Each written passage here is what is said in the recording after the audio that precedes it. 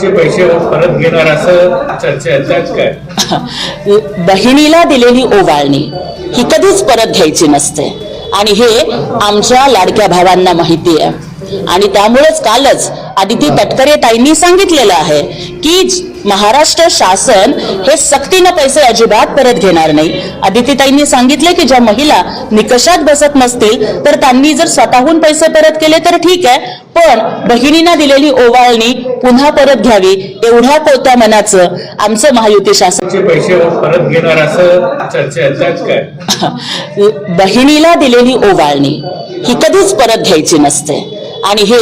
आमच्या लाडक्या भावांना माहिती आहे आणि त्यामुळेच कालच आदिती तटकरे ताईंनी सांगितलेलं आहे की महाराष्ट्र शासन हे सक्तीनं पैसे अजिबात परत घेणार नाही। आदिती ताईंनी सांगितले की ज्या महिला निकषात बसत नसतील तर त्यांनी जर स्वतःहून पैसे परत केले तर ठीक आहे, पण बहिणींना दिलेली ओवाळणी